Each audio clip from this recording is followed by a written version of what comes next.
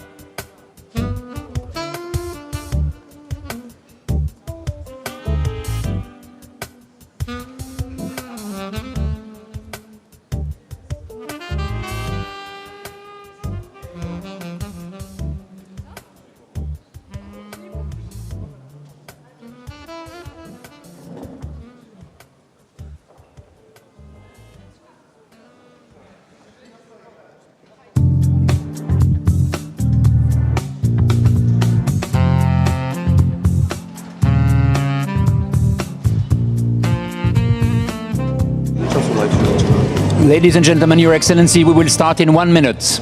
In 1 minute. Please take your seat. Thank you.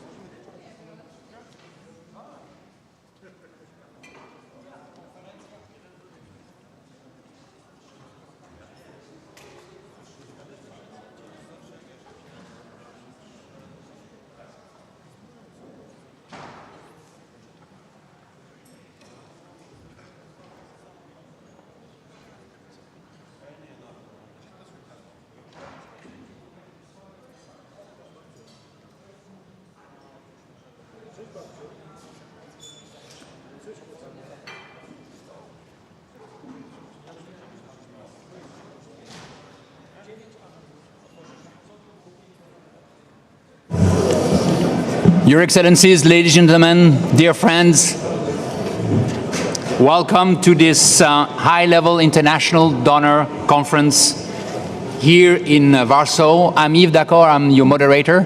I'm very pleased to moderate this event co-hosted by the Prime Minister from Poland and Prime Minister from Sweden. We're here to mobilize urgently need support for the Ukrainian people now and of course in the longer term. Our conference is broadcast live for information. We do have two aims. One is this high-level donor conference will primarily serve as an opportunity for all of us, for the international community, to announce new pledges, allocation and disbursement aimed at meeting immediate humanitarian needs due to the war in Ukraine. We also have a space and we will allow ourselves discussions on how to support the resilience of the Ukrainian society and their longer term needs. As you can see, we are a lot, and I would like to thank you all to be there. We are a lot here together, but we also a lot here online. Let's make sure that we take the time to be able to discuss, to explore, to commit together. And here as a moderator, I would like to ask you one thing: be sharp. I know that you will be.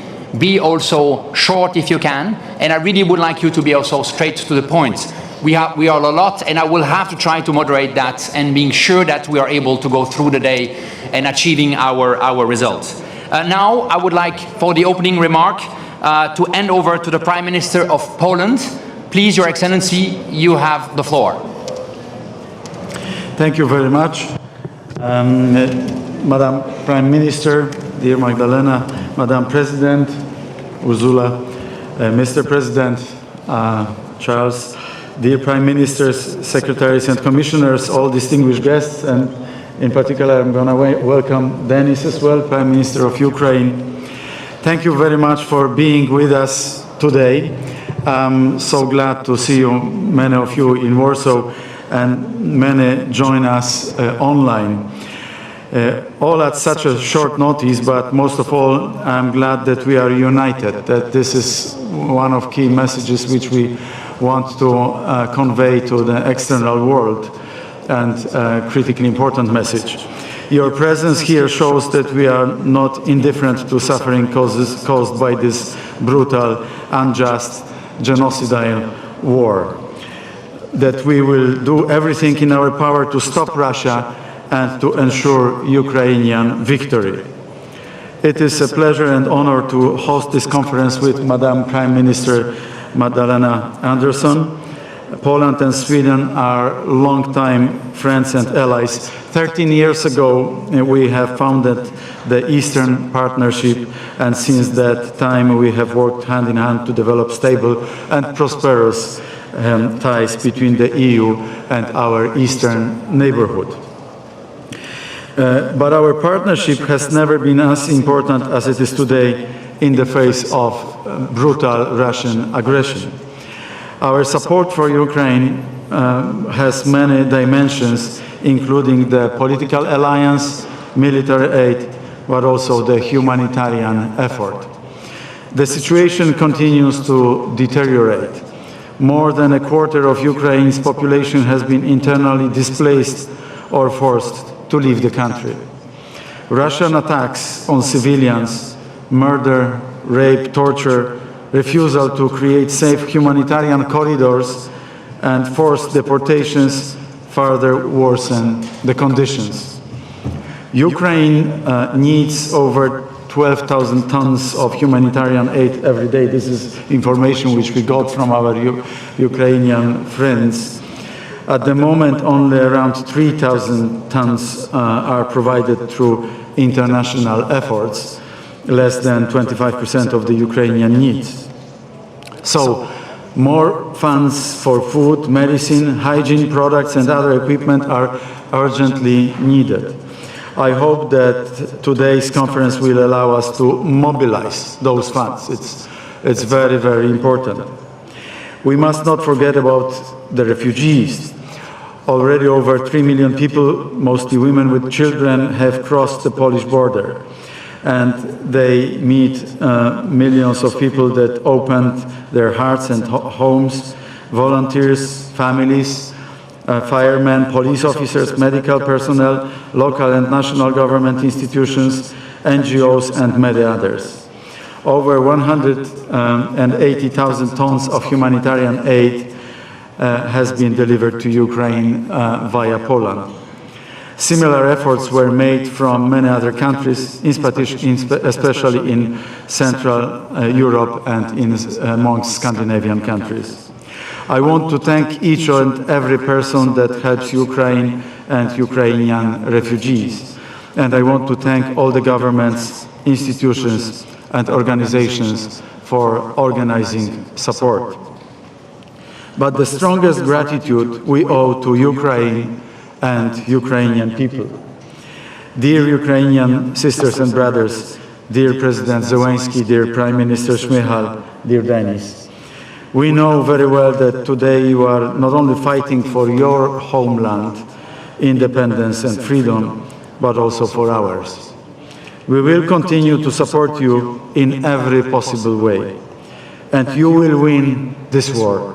We will win together. Together, we will demonstrate that European values are not empty words, but that they are backed with action. Thank you very much. Thank you, everyone, for coming here in person, and thank you for all your efforts which you are doing for Ukraine. Thank you. Thank you very much, Prime Minister. I would like now to hand over to the other co-host, Prime Minister of Sweden. Your Excellency, please. Thank you, and Excellencies, ladies and gentlemen, and first of all, thank you very much to my colleague, Mateusz Morawiecki, for co-hosting this conference and the good cooperation we've had to organize this conference. And we gather here today in solidarity with the people of Ukraine, a people that is suffering enormous injustice and great pain. And I would like to begin with a quote from Ilya, an 11-year-old boy from Odessa. I was afraid, he told Unicef. There were explosions, and I could hear them very well. And at any time, a rocket could hit the house where I live, and everybody would die. And this is just one of many testimonies, but no child should have to go through this. And after Russia's unprovoked and unjustified large-scale aggression against Ukraine, Europe is no longer the same. And the testimonies from Ukraine remind us of the worst moments in European history, atrocities that we thought no one would have to experience again. And dear Prime Minister Shmyhal, let me express my deepest admiration for the courage of the Ukrainian people, and my heart goes to all Ukrainians who are suffering due to this war. We are very grateful that you're here with us today, and that President Zelensky will join us virtually. And just as my colleague said, Ukraine will win this war, and we will stand by your side. Today, we manifest our collective solidarity with the people of Ukraine, and I'm pleased to co-host this conference with my colleague. And I'm very happy that together we're able to take this important initiative. And I also want to thank the President of the European Council, Charles Michel, and the President of the European Commission, Ursula von der Leyen, for being here today, but also for their leadership in managing the consequences of this war and for being our partners in this conference. I also would like to acknowledge the key role of the United Nations, represented through the Under-Secretary General for Humanitarian Affairs, Martin Griffiths. And Ukraine is in dire need of humanitarian and financial support, as well as military equipment. And today, at this session, we will focus on the urgent need to mobilize funding for the humanitarian response in Ukraine. And the revised UN appeal amounts to $2.22 billion US. Sweden will today provide an additional $23 million US to support humanitarian actors in Ukraine. In this context, I would also like to express my admiration for our co-host in Poland and the Polish people for their extraordinary solidarity with millions of Ukrainians who have fled their homes, and also the leading role that you have taken in supporting Ukraine in different perspectives. Since the Russian invasion of Ukraine, international partners have worked hard to expand their operations. Much has been achieved, but much work remains, and the humanitarian system needs our continued support. And here the UN plays an essential role in coordinating the humanitarian response. And I would like to pay tribute to all those who tirelessly work to deliver life-saving assistance in very challenging conditions and environment. The war is far from over, but we must prepare for when it is. So we need to look beyond immediate humanitarian support and lay the groundwork for the recovery of Ukraine. Life-saving assistance must be coupled with efforts to safeguard a brighter future for the Ukrainian people, creating a bridge between the urgent humanitarian operations and the long-term solutions for Ukraine. And together with the Ukrainian government, we need to find ways to support and strengthen the resilience of the Ukrainian society. And today will be an opportunity for us to discuss how the international community can help address Ukraine's current economic challenges created by the war and present concrete financing solutions. And while we meet here in solidarity, we cannot forget the fundamental issue. Russia must end its aggression against Ukraine. There is an easy solution. They could just stop the war and go back home. International law must be respected, and we will work to bring the responsible for the Russian crimes in Ukraine to justice. And let me end here where I started, with Ilya from Odessa and the millions of Ukrainians in need of support. With today's conference, we are sending a clear signal that we continue to stand with them. Thank you.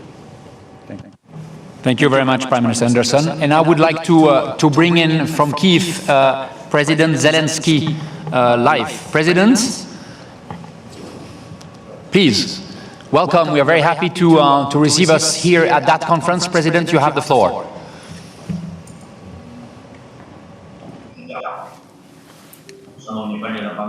Dear ladies and gentlemen,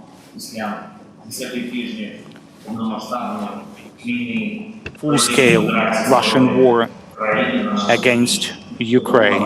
Our meeting in this format and with such an objective proves that Ukraine, Europe, and the whole world are on the way to our joint victory. Our country retains full functionality.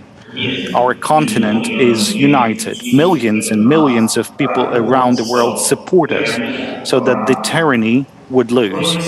The armed forces of Ukraine and all of our heroic defenders bravely and firmly defend our freedom on the battlefield.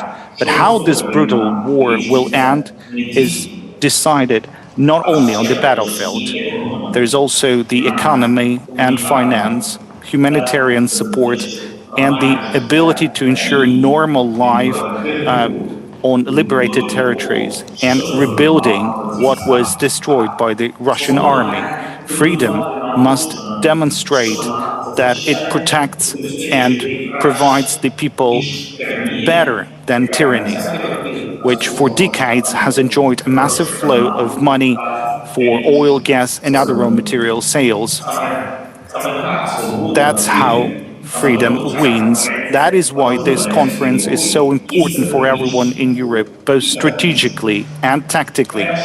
First, we need sufficient financial resources so that Ukrainian men and women would be provided with everything they need while the war continues. The Ukrainian state, as the manager of these funds, will cover all urgent needs, both defensive, social and humanitarian. Second, we are already preparing a large-scale recovery and rebuilding plan for Ukraine after the war, and we need a strategic international support plan for Ukraine that will be a modern analog of the historic Marshall Plan.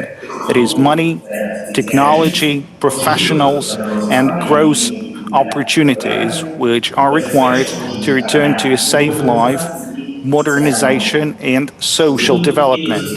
This will be an investment in the stability of the whole of Central and Eastern Europe, so the aggressor would know that he will not break the power of Europe and all free nations. Everything destroyed by the war would be rebuilt. The restoration of Ukraine must now become the same historical example for our time and future as the restoration of European countries after the Second World War. And such free world investments, should they be quick and sufficient, will mean that millions of Ukrainians who have been displaced by the war would be able to return home. We offer our partners, the civilized and responsible countries, to take patronage over those regions, cities, and industries of Ukraine that have suffered from the war unleashed by Russia, to assume patronage so as to work with us to ensure the full recovery of these regions, cities, and industries. Such a patronage project can create a new and equally historic example of interaction and partnership between the states of the free world, between regions, cities, and companies of Europe and democratic states. Third, Ukraine needs to move quickly to the European Union by acquiring the candidacy status, which must be granted right now under conditions of war and according to special shortened procedure, that is, to gain this EU membership. This war of Russia against Ukraine was planned as a preparation for striking a blow against the united Europe. So more unification would be a powerful response to all that. That is why Ukraine's membership in the European Union must be an absolute reality, not just promises or prospects, but practical steps. I know we are ready for these steps, and you know it too. I'm sure that most of you clearly understand this. Ladies and gentlemen, I'm grateful to Poland and Sweden, to Prime Minister Mateusz Morawiecki and the Prime Minister Magdalena Andersson for hosting this high-level donor conference this year.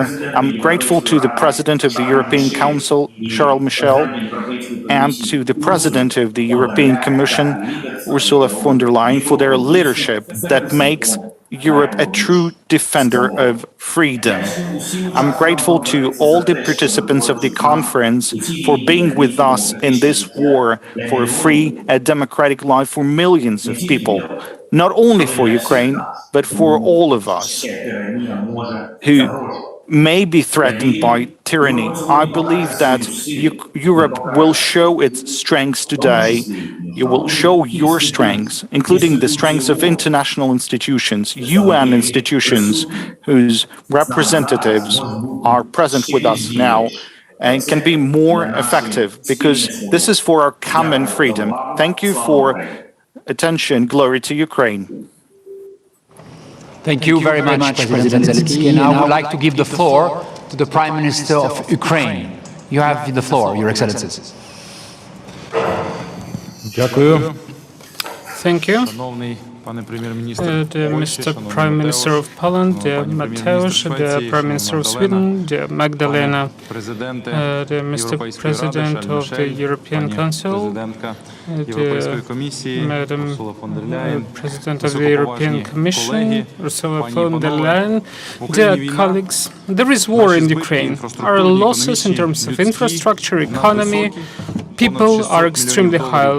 We got more than $600 million of direct losses. More than 5 million of Ukrainians are forced to flee their homes and go abroad. More than 12 million of Ukrainians have been displaced. A third of Ukrainian business has stopped. We are now in the European Union, in Poland. So let me tell you this. Ukrainian army is fighting now. В ім'я Бога за наша і ваша вольність. And for the victory we need 4 things: weapons, sanctions, financing, and European perspective. Weapon to defend Ukraine and all of Europe from the aggressor. Sanctions to stop aggressor for further financing the war. Funding to support our people and our economy, and Euro integration, because this is the civilizational choice of Ukrainians. Today is the conference of donors, so let me speak more about financing.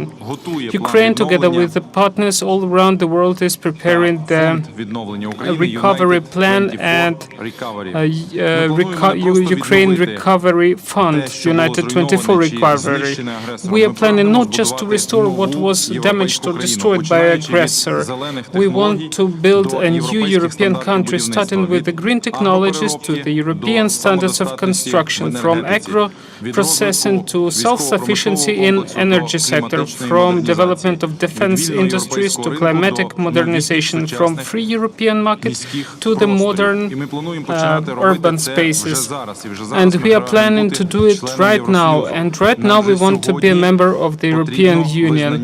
We need a recognition in the European family now. That is why we are supporting our and your freedom. We understand that our goals are ambitious, and we believe that the whole world will help us in terms of finance, legislation, creativity, art. Each of you can contribute to building a new Ukraine, a country of dream.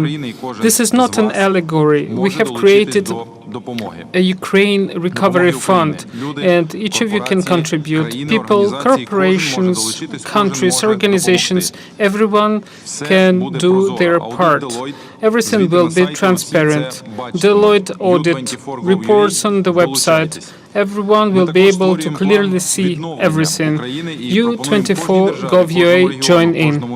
We also are creating a Ukraine recovery plan, and we propose every country, every region, every city to join in. We will create the parameters for recovery.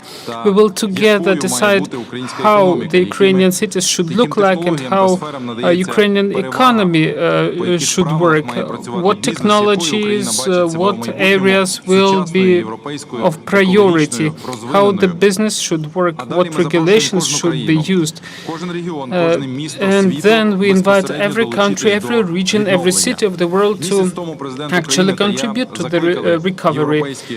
A month ago, the President of Ukraine and me urged European cities to take patronage over the damaged Ukrainian towns. Well, the result has exceeded my expectations. The UK committed to support the recovery of the Kiev region. Denmark is patroning Mykolaiv, Greece, Odessa. So that's a good start. But there are Kharkiv, Sumy, and Chernihiv who still need your help, as well as hundreds of small towns and villages all around Ukraine. And I know that they will receive this help for your freedom and for our freedom. Be brave like Ukraine. Glory to Ukraine, glory to Poland, glory to the democratic world. Thank you.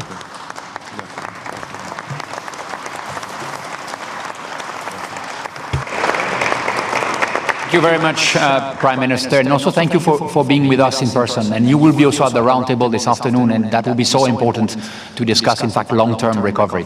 I would like now to give the floor to President of the European Council. You have the floor, Your Excellency. Thank you, dear Prime Minister of Ukraine, dear Mateusz, dear Magdalena, dear Ursula, dear friends, ladies and gentlemen. I would like to thank both Magdalena and Mateusz for organizing this event. Here in Poland, you have built a massive solidarity operation hosting more than 3 million Ukrainian refugees and acting as a hub to support Ukrainians within Ukraine. And Sweden, dear Magdalena, Sweden has always done more than its share in supporting refugees and being a steady friend to Ukraine. I'd like to personally thank you and your citizens for that. Ladies and gentlemen, dear friends, several weeks ago, with President Zelensky, we discussed the idea of a Solidarity Trust Fund to support Ukraine, and at our last European Council meeting in March, we decided to create this Solidarity Fund. And this is a concrete expression of our commitment to Ukraine together with the help and support of external donors. And our solidarity efforts will focus on 3 key areas: humanitarian support, short-term liquidity needs, and reconstruction. And we must act now to address the immediate suffering of the Ukrainian people, both in and outside Ukraine. That's why priority number 1 is to raise money for this humanitarian action. There is another urgent need, this is liquidity. Ukraine needs significant funding to keep the state running, roughly 5 billion euro per month according to the IMF. We have mobilized and disbursed macro-financial assistance to our friends and together with our friends and partners. But we must not be complacent. We must do much more to deliver practical support now, immediately, to make sure that nurses, doctors, teachers can be paid at time and Ukraine can continue to function. And finally, I'd like to send a personal message of hope and encouragement to all Ukrainians, to the soldiers on the ground, to all the Ukrainians supporting the war effort, and to the millions who have fled the war and longed for their homes. We will help to rebuild your country and your economy, your homes, schools, hospitals, businesses. The future of a safe and prosperous Ukraine, combining reconstruction funding with the necessary reforms. And this is not just a long-term theoretical vision. Reconstruction starts today. Dear friends, the cornerstone of our Solidarity Trust Fund is precisely the word trust. We trust Ukraine. And our efforts here today reflect this trust. Together, we will rebuild a modern, prosperous and democratic Ukraine, a country full of confidence and ready to embrace its European future and its place in our common European family. We must also make sure that we get the most out of every euro, and the EU is best placed to support your efforts to link reconstruction with the reforms that will transform Ukraine, and we support Ukraine in its choice of the European path. The people of Ukraine, talented, capable and hardworking, you know best what your citizens need in your towns and regions, and will be right by your side to offer practical, concrete and operational expertise and our full support. And that's why we fully embrace President Zelensky's ambitious vision for a modern, forward-looking Ukraine that engages grassroots leaders and citizens alike. And his concept to partner EU cities and regions with Ukrainian cities and regions is an excellent idea because it will breathe new life into areas traumatized by war. As we approach Europe Day on May 9th, a day to remember peace and unity after the horrors of World War II, we are also reminded of the Marshall Plan that helped to revive Europe and get economies back on their feet after the devastation of war. And today, as we again see the refugees of war on European soil in Ukraine, I firmly believe, the Solidarity Trust Fund can be and must be the starting point of a European Marshall Plan for this century, an engine of solidarity for the renewal and reconstruction of Ukraine, for the prosperity of Europe, and for the transatlantic alliance. Ladies and gentlemen, dear Prime Minister of Ukraine, dear Denis, allow me to end on a more personal note. During my last visit to Ukraine in Borodianka, I visited a small park with a statue of a famous Ukrainian poet, Taras Shevchenko. Russian soldiers put bullets in the heads of this statue.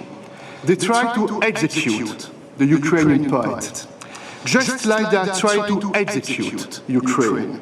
But they've not succeeded, and they will not succeed. The statue is still there, standing proudly, a defined symbol, just as Ukraine continues to stand proudly, defined, indestructible, unbreakable. And we, the EU, together with all our friends, we are with you. You are not alone. Thank you.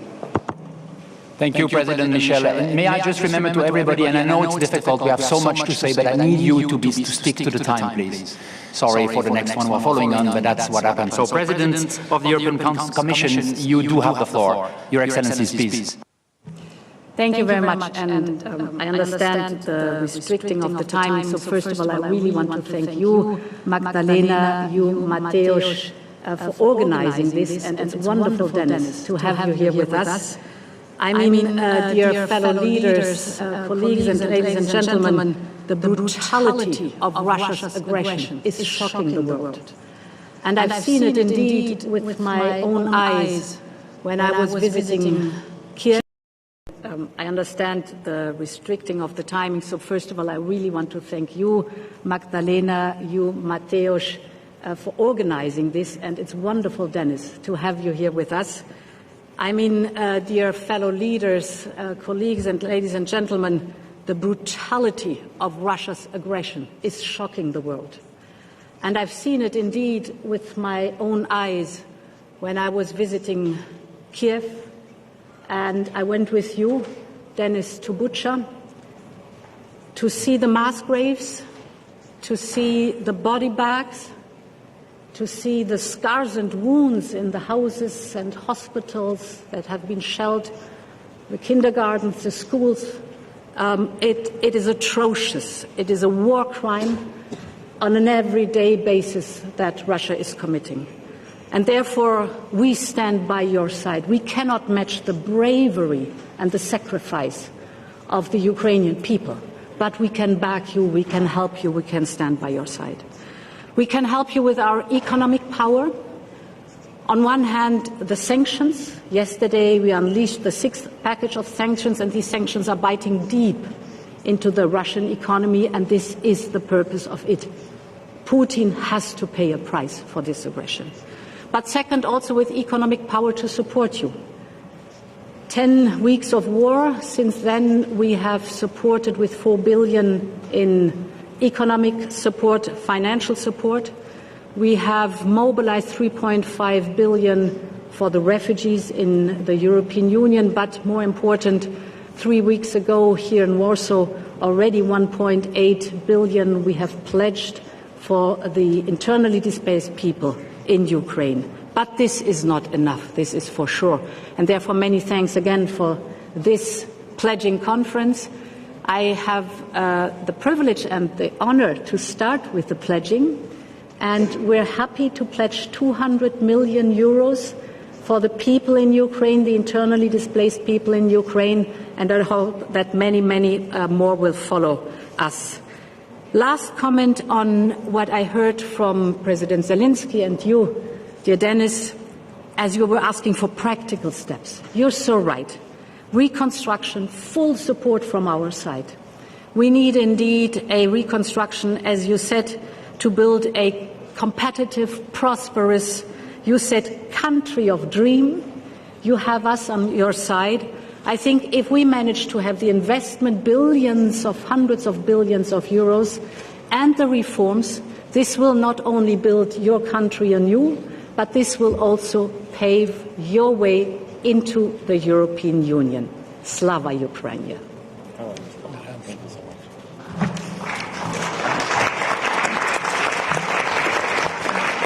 Thank you very much, Mrs. President. I would like now to give the floor to the UNOSG for Humanitarian Affairs and Emergency Coordinator, please. Please, you have the floor.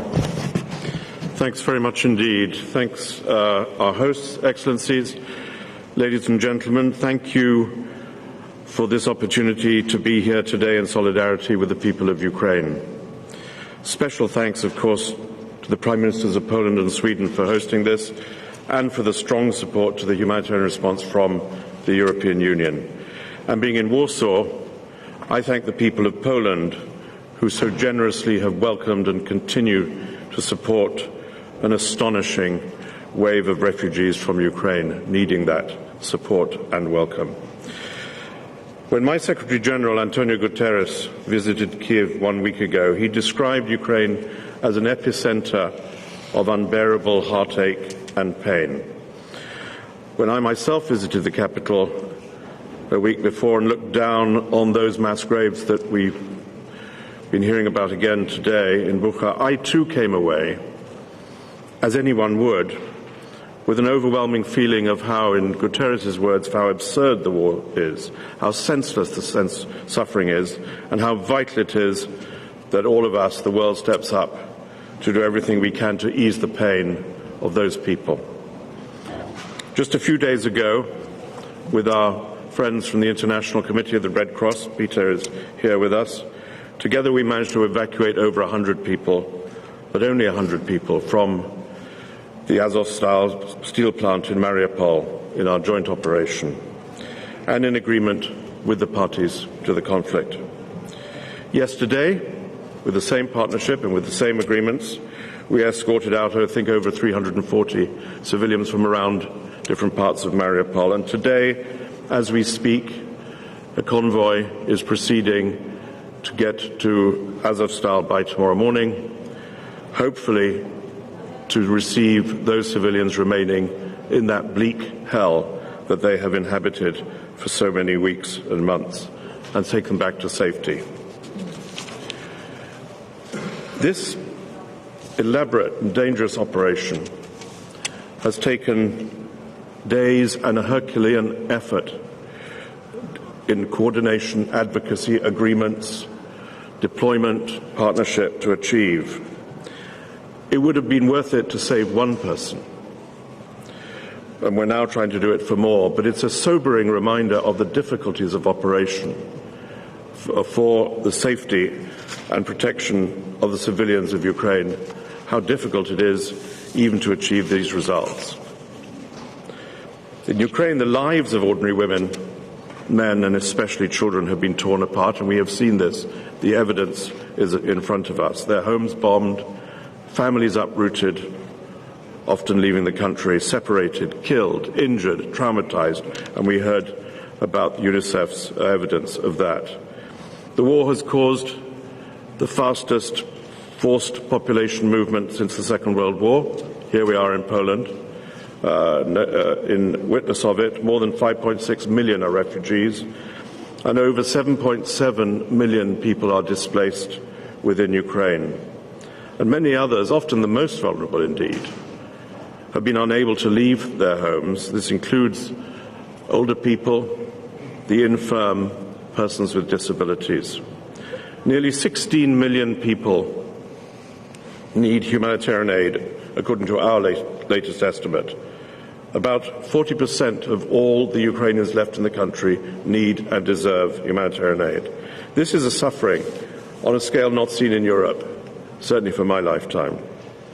The United Nations and our more than 200 humanitarian partners have scaled up and deployed additional staff across the country. We operate now out of 8 designated hubs outside Kyiv. Martin, can I ask you to conclude, please? To be quick. Yeah, thank you. And we have reached many people from there. We've launched an emergency appeal asking for 2.25 billion, and we hope we will also see some support for that. We're here to stay. We're all here to stay. We're here to attest to the solidarity needed by the people of Ukraine, and I'm very grateful to the organisers of this conference the opportunity to speak. Thanks a lot. Thank you very much, Martin. Thank you. And I would like now to give the floor to the President of the Icrc, the International Committee of the Red Cross. Please. Thanks a lot. Excellencies, ladies and gentlemen. The level of death, destruction and misery of civilians affected by the international armed conflict in Ukraine is abhorrent and unacceptable. I thank the Prime Minister of Poland and Sweden to bring us together today to enhance our response. I am addressing you today as donors, certainly, but first and foremost in your capacity as high contracting parties to the Geneva Conventions on the issues at heart of our mandate, the life-saving impacts of humanitarian action and international humanitarian law. Importantly, international humanitarian law, or jus in bello, is about the ways warfare is conducted. It is solely humanitarian, seeking to limit the suffering caused. Crucially, it is independent from questions about the justification or reason of war or jus ad bellum. The Geneva Conventions and additional protocols identify critical issues where the consensus of the parties is vital to offer a minimum of humanity in conflict, so that civilians and wounded people are protected, so humanitarian aid can reach those in need, so that prisoners of war are treated humanely, so that people do not disappear, so that mortal remains are collected in a dignified manner. The law is also clear on the obligations to respect and ensure respect for international law, including to facilitate the access of humanitarian action. Access is an obligation, not a point of negotiation. The Icrc knows the reaching consensual agreements on how difficult it is to reach consensual agreements on humanitarian issues. We appreciate the agreements that have been made by the parties, for example, in the safe passage arrangements, allowing people to leave areas of hostilities, such recently in Mariupol. Martin has mentioned it. Progress has been too slow and too little. It has led to senseless death and prolonged suffering, but we have seen the potential of agreement to be made, and we implore parties to take expanded efforts to save lives. Today, the generous funding of humanitarian action for people impacted by the conflict is critical, but it is only part of the picture. To meet the needs of the civilian populations, funds must be equitably operationalized. For this, the space for neutral and impartial independent humanitarian action must be protected so that those in most need can be served without discrimination and where people are.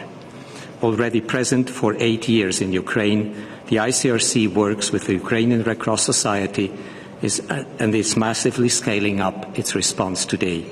Our support in places like Kyiv, Mariupol, Odessa, Donetsk, Luhansk and elsewhere includes emergency assistance such as food, water and essential items.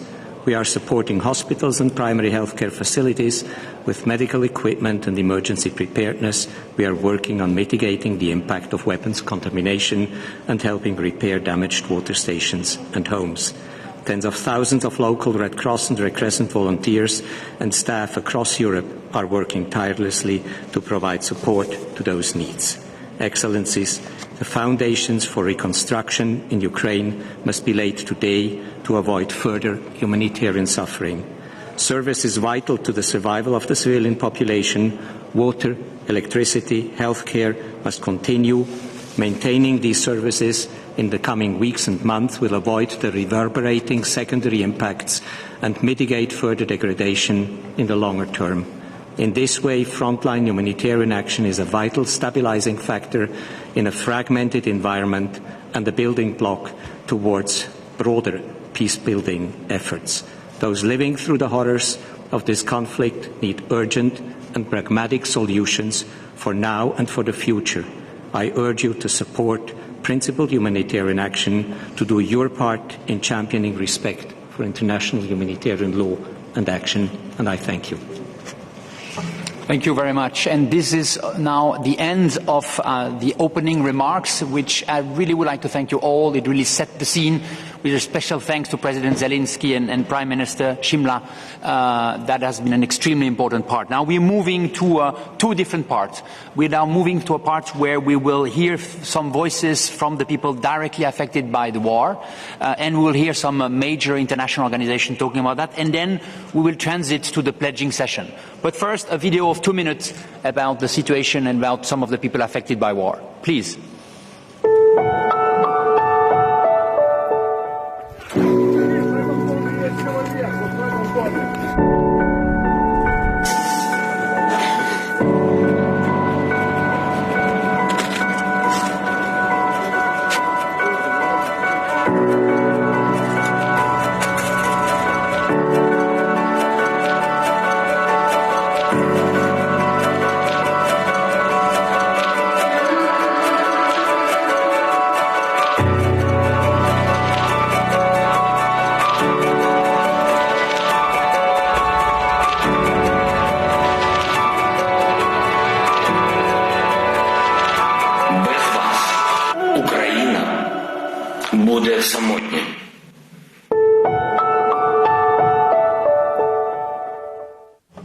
Thank you very much. And I would like now to give the floor to the UN High Commission for Refugee, Filippo Grandi.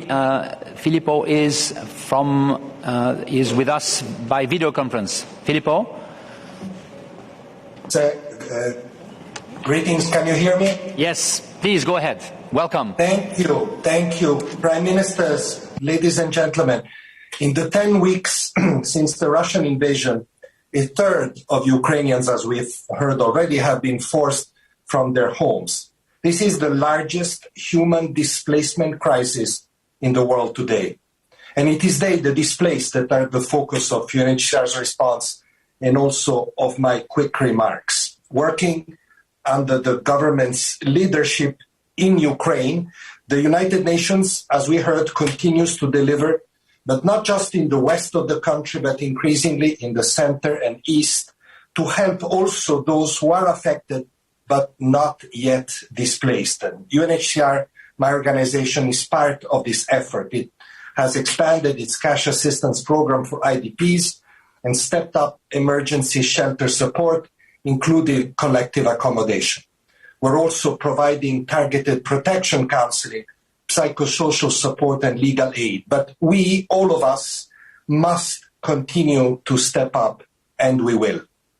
Our discussions with Ukrainian officials also revealed their deep and very justified concern for the plight of the 5.7 currently million Ukrainian refugees. Ukraine's neighbors have not only kept their borders open, but have taken a humane, efficient, and effective approach, as I've seen myself several times, to sheltering Ukrainians. They deserve our praise and gratitude. We cannot, however, take for granted this exceptional hospitality. The European Union, and we heard the Commission President speak about that a few minutes ago, continues to play a key role, including by granting temporary protection to those fleeing Ukraine. This support must continue and be expanded as host states include refugees in health, education, and other social services. Inclusion is the key challenge until people can return home. UNHCR, alongside the rest of the UN family and 140 partners, helps coordinating international assistance through the Refugee Response Plan and focusing on key protection issues, especially for children and women at risk of trafficking and exploitation, through activities that include cash assistance, information campaigns, and along with Unicef, the Blue Dot Network. Please allow me to conclude with 4 practical asks. First, step up humanitarian support for Ukrainians wherever they are. Fully funded humanitarian appeals are critical. They're not yet fully funded, so that's very important. Second, invest in housing solutions in Ukraine for internally displaced people that provide decent accommodation for the medium term, not temporary camps. This also means cash programs to expand choices available to IDPs, including enabling them to find their own accommodation. Third, support the Ukrainian government in its efforts to enhance shelter repair and reconstruction so that, that refugees and IDPs can return home voluntarily and with dignity when they are ready, as President Zelensky just told us. And fourth, reinforce states hosting refugees that are actually shouldering the international community's collective responsibility for hosting refugees. And finally, and most of all, and immediately, please, do all you can to end this atrocious war. Thank you.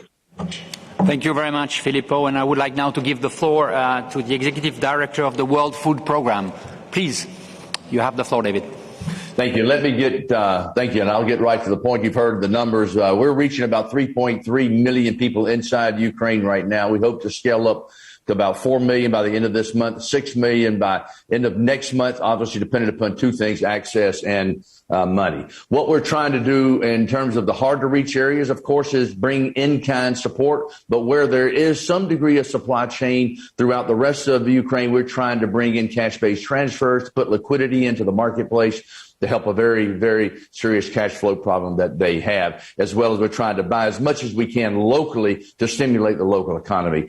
So you know the issues we're all facing. We're reaching as many people as we can. We need to continue to move. But let me hit on one other matter that is absolutely critical because it impacts not just Ukraine, but it impacts the rest of the world. That is, if we don't get those ports open in the Odessa region, we're going to have economic, agricultural collapse inside Ukraine, a country that feeds 400 million people. And I can tell you the devastation globally will be beyond anything we have seen. Food prices are going up, fuel prices are going up, shipping costs are going up, and we're looking at catastrophe upon catastrophe. And we know what happens when we don't reach people inside. It costs us 100 times on the outside. We saw that in the Syrian war. I know Germany just did a study. The impact is literally over 100 to 200 times more expensively for those we can't reach on the inside.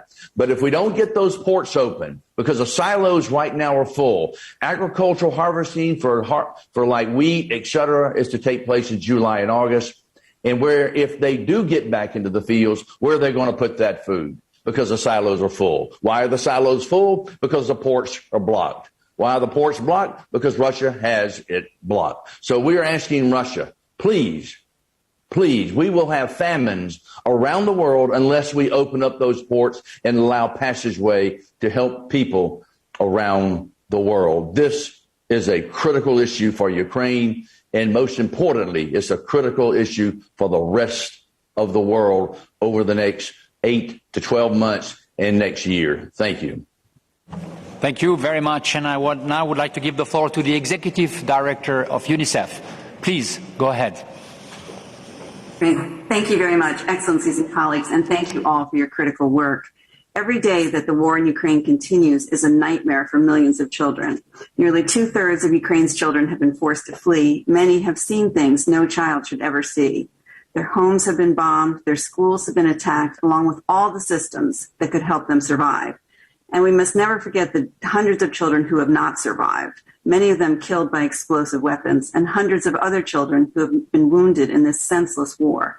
Every minute counts in the effort to help every child affected by the war. Reaching them is extremely challenging, especially in parts of eastern Ukraine where shelling and attacks are continuous.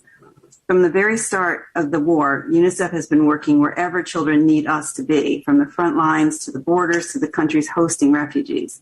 We've delivered millions of dollars worth of emergency supplies to hospitals, shelters, train stations, schools, and child protection centers. And we have trucked in safe water for over 1 million people.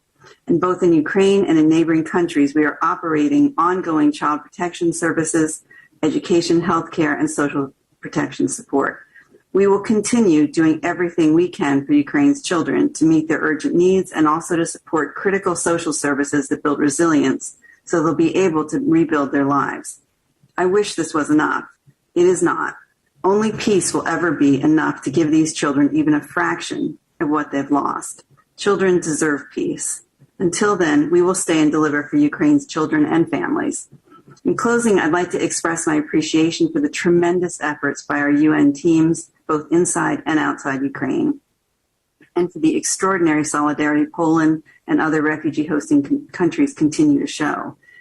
I would also like to express our gratitude to our donors in every sector. Your generosity has helped us bring hope and help to children living through this nightmare. We're counting on you to help us continue to help Ukraine's children, and Ukraine's children are counting on all of us. Thank you all very much.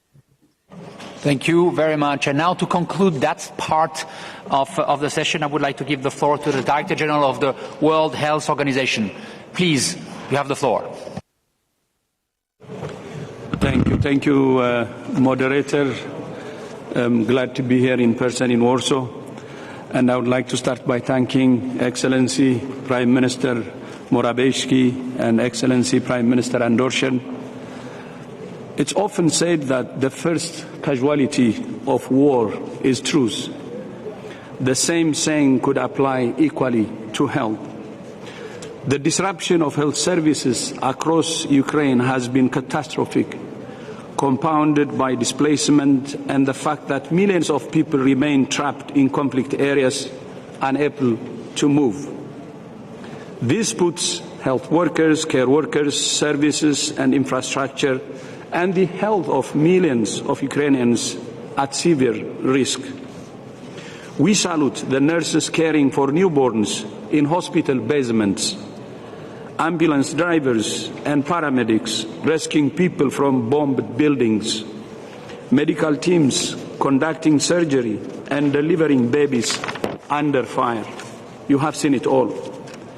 But even worse than disruptions to health services are attacks on healthcare. WHO has now verified 191 attacks on healthcare, with 75 deaths and 54 injuries. Hospitals, clinics, ambulances, health workers, patients. Let's be clear, attacks on health are a violation of international humanitarian law. This is utterly unacceptable. WHO has more than 80 staff in Ukraine, supported by hundreds more in neighboring countries and around the world.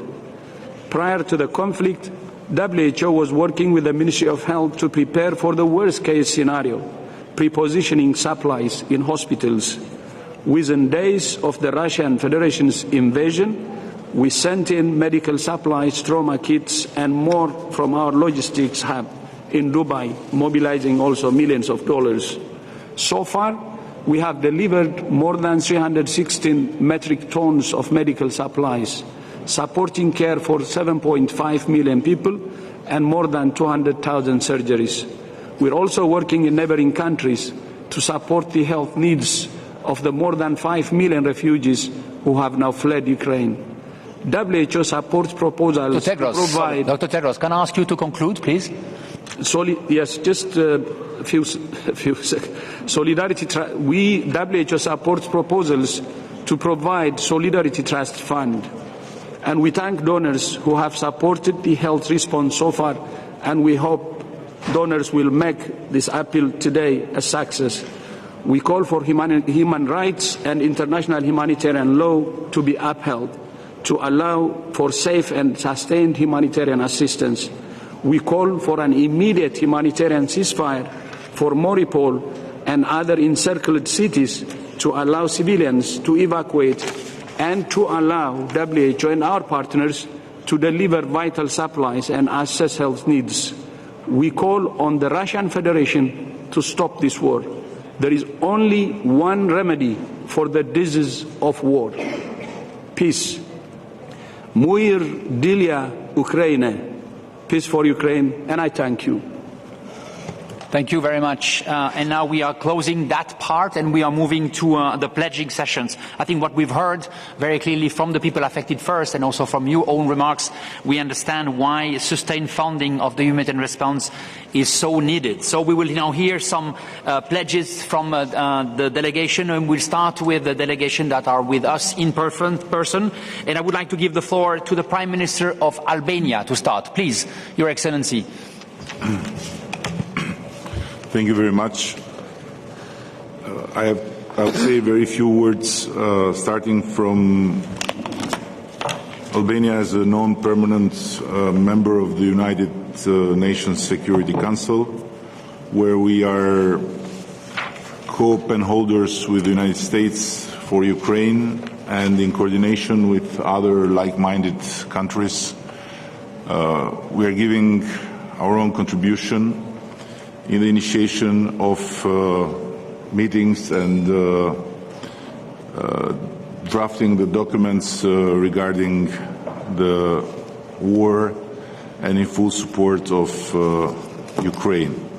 On the other hand, bilaterally, we have been among the first to make our contribution for ammunition for the armed forces of Ukraine, and in the same time we have adopted all the legal framework to allow every Ukrainian people to come to our country for a period of time they need or they wish.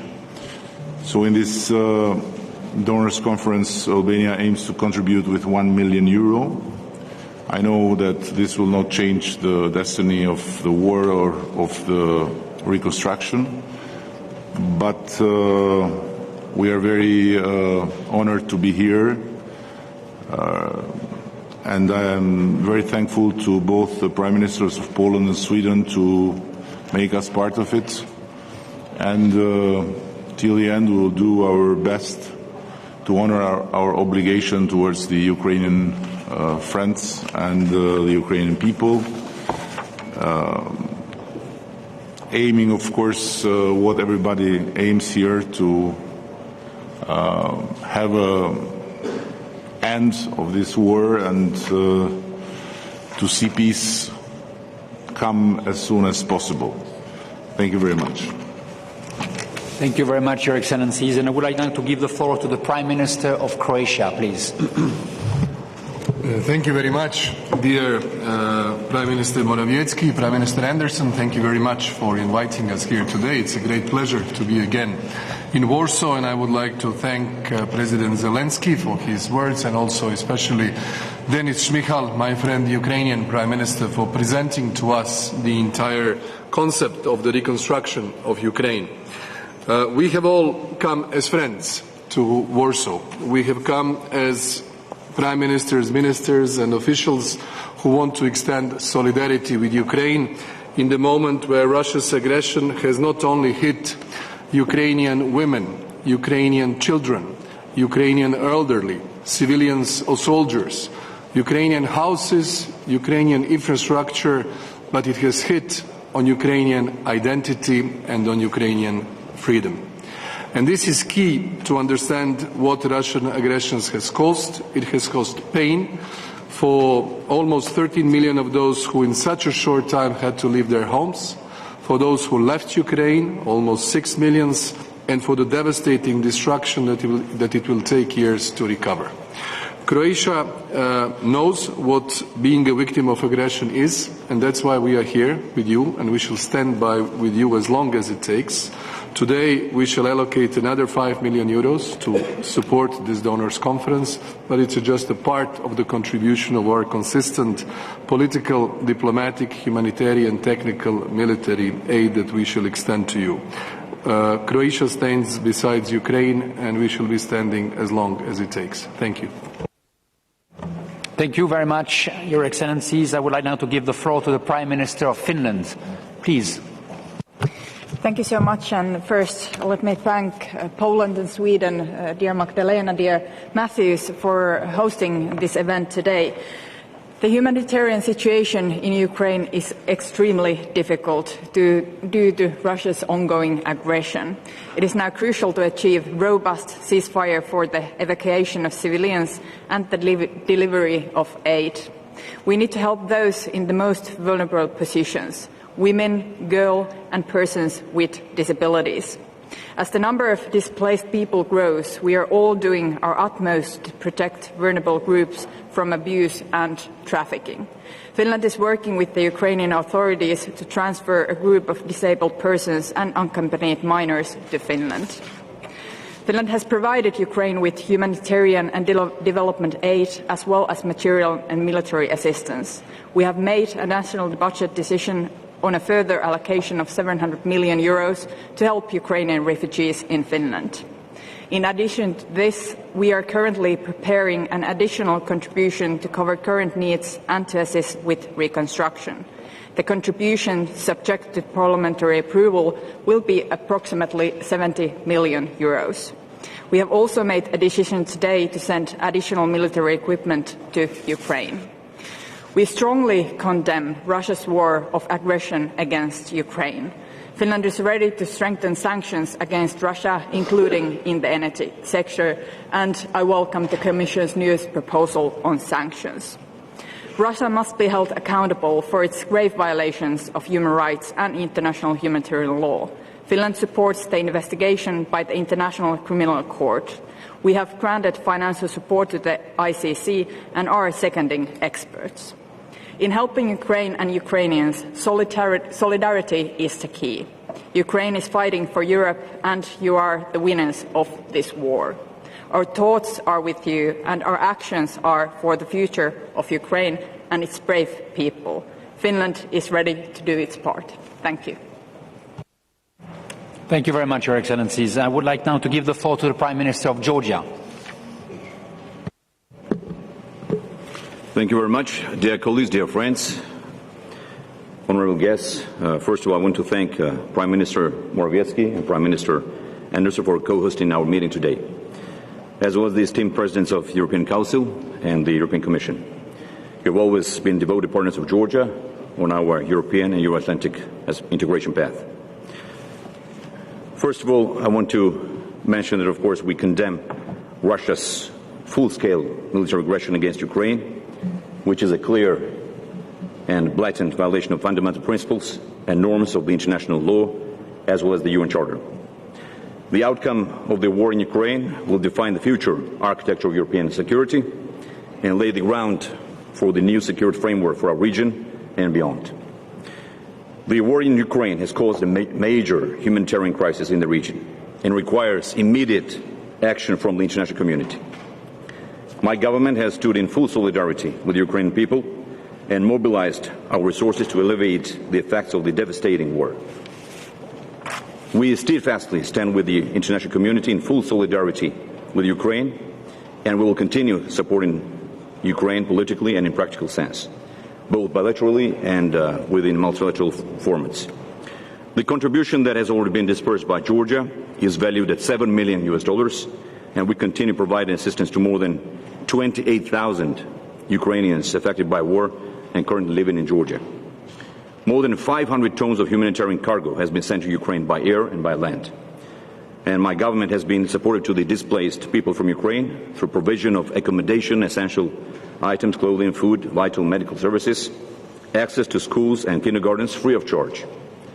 And we continue supporting our brotherly nation with additional $7 million by the end of 2022. So in addition, our private sector, I also want to mention that NGOs and individual citizens are also offering accommodation, food, clothing, and other assistance to the Ukrainian citizens who live in Georgia. According to Ukraine's National Post, Georgia is the first among 191 countries in supplying humanitarian aid to Ukraine. Therefore, once again, I want to mention that the unity of the international community in providing active support to Ukraine is a matter of urgency and necessity. I wish again Ukrainian people peace and prosperity. Thank you very much. Thank you very much, Your Excellencies. And I would like now to hand over the floor to the Prime Minister of Iceland. Please, go ahead. Thank you, dear colleagues and dear friends. Iceland stands in full solidarity with Ukraine in the face of Russia's ongoing, brutal, and illegal military aggression. And the Icelandic people stand with the Ukrainian people, the people who thought on the 24th of February that they were going on with their daily lives, going to work, meet their friends and family, people who want to live in a world where we respect humanity, human rights, where we value democracy and freedom, and where we solve our disputes with dialogue and not war. As we have heard today, there is no end to the horrors of war, death and destruction. and we are facing a humanitarian crisis with more than 16 million people in the urgent need of humanitarian aid. And allow me to pay my respects to the people of the neighboring countries of Ukraine, not least to our Polish hosts, for their unwavering commitment to assist their Ukrainian neighbors. Iceland is resolutely a part of a broad international alliance to assist Ukraine, and so far my government has contributed roughly €500 million Icelandic kronas to humanitarian efforts, which is equivalent to 4.2 million euros. We have opened our doors to refugees. As of last week, around 1,000 Ukrainians fleeing the war have been warmly welcomed in Iceland. We have placed a special focus on assisting individuals and families of vulnerable refugee groups, including disabled children and sick and injured, and their close relatives, including those hosted in Moldova. And we need to pay special attention to the fact that the war is impacting women and men differently, not to mention the huge rise in conflict-related sexual violence and human trafficking. Today, I'm announcing the pledge of additional 425 million Icelandic kronas, the equivalent of 3 million euros, thereby almost doubling the total amount from Iceland allocated to humanitarian and economic aid for Ukraine. And with this pledge, Iceland's current contribution stands at the equivalent of 7.2 million euros. Humanitarian aid will be channeled through different international organizations and economic support through the World Bank's multi-donor trust funds for Ukraine. Dear friends, I want to thank the organizers, Prime Minister Morawiecki and Magdalena Andersson, for this initiative, our host chair, and all of you who organized this. Our solidarity, which we have shown through this war, is our biggest strength, and our humanity is what unites us. And both is at display here today. Thank you. Thank you very much, Your Excellencies, and I would like now to give the floor to the Prime Minister of Slovakia, please. Go ahead. Thank you very much. First of all, dear Magdalena, dear Mateusz, thank you very much for organizing this very important event, and it's great to have Denis Šmihal with us. Wonderful. Well, what I first want to say that we have to still have very strongly in mind that this is not just a crisis, this is a war, brutal war.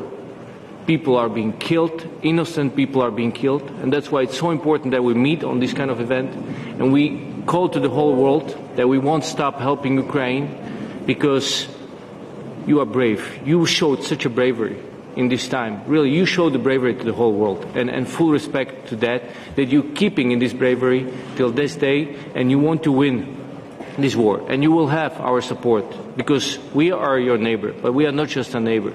We are also a friend, and we understand, just like Andrej said from Croatia, we fully understand what you're fighting for. You're fighting for our values, you're fighting for the freedom.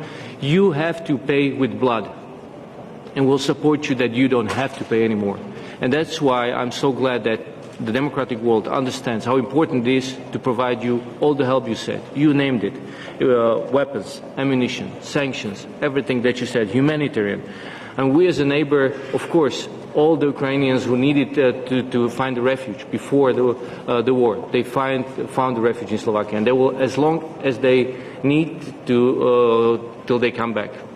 And I know they want to come back because we speak to them. And it's such a wonderful thing from your people that they honor the leadership, they honor your country, and they want to go back. So we'll definitely support you because I think the important thing is we're writing a history. We need to show to every dictator from this moment for the future that war is not a solution, that he will be isolated immediately. This is what we need to do. That's why our response is so important. That's why we need to be so united and so strong and keep going till we stop Vladimir Putin and you will have your victory. We want you to be a stable and prosperous country. Freedom, democracy, that's what you deserve, and therefore we are a strong advocate for your candidate status. And I think you can do it, just like Volodymyr Zelensky said that. I believe that you can do it in an expedited way, because we as a Slovakia went through same experience. European Commission provided us a strong help, and we advocate for a reform team for you, because I think you can do it in really very quick time. And that's what we will be advocating for you, and that's our support for you as well. And the last thing, of course, any help you need, we participated on the pledge a month ago, where we pledged over 500 million euros for the help needed. We approving whenever you need something from the military aid, we approving it immediately. We will help you to repair your equipment, and if there will be any request from the weapons that we have, we'll gladly provide, because I think that's the right attitude in this situation. You need to win this war. We are there, here with this in you, or in this with you, and we are all united. You are Europe. You are one of us. Thank you. Thank you very much, Your Excellencies. I would like now to give the floor to the Prime Minister of Slovenia, please. Thank you, dear Magdalena, dear Mateusz, dear Denis, dear colleagues, Excellencies, ladies and gentlemen. I would also like to join all of you and stress once again the importance and the timely organization of this pledging conference. As the Russian illegal and unprovoked aggression against Ukraine protracts in time, we are witnessing one of the world's humanitarian disasters. At the same time, we are filled with admiration for the Ukrainians who are showing immense courage, defending their homeland, and at the same time fighting for the universal values of freedom and democracy. President Zelensky, Prime Minister Shmyhal, Ukrainian government and the Ukrainian people are a true inspiration for us all. When we visited you in the middle of March, together with Mateusz and Peter, we saw that Ukraine will never be defeated, and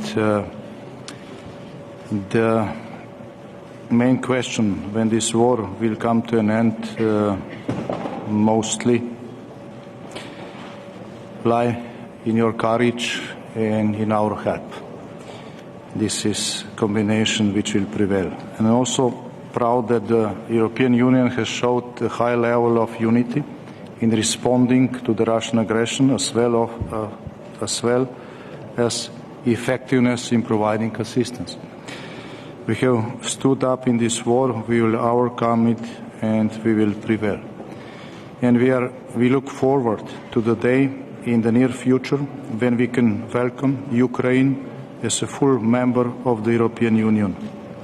Slovenia commends especially Poland and all other neighboring countries of Ukraine for their generous hospitality and welcoming millions of Ukrainian refugees.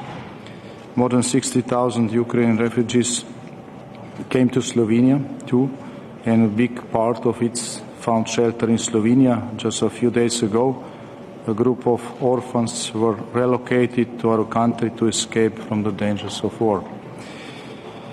We have responded in line with our moral obligation, aside of material, technical and military donations.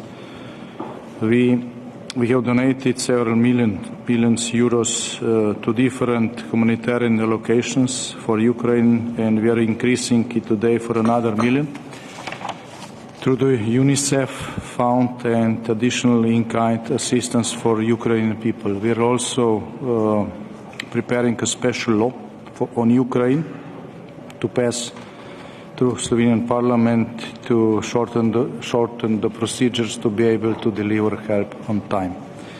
So we stand in solidarity with Ukraine. Slava Ukraine. Thank you very much, Prime Minister. And I would like to move and give the floor to the Prime Minister of Romania, who will join us via video conference. Please go ahead. Okay. Good afternoon, Excellencies, distinguished participants, ladies and gentlemen. First of all, let me thank to Prime Minister Anderson and Prime Minister Morawiecki for hosting today's event. I would like also to salute the presence of Prime Minister Shmyhal and also to express our utmost appreciations for Ukrainian people's brave resistance. Ukraine and its people, of course, need our support in the immediate, but also for reconstruction. I have witnessed myself during my recent visit to Kiev, Irpin and Borodyanka, the large scale of human suffering and the destruction inflicted so far by the Russian illegal, unprovoked, and unjustified military aggression.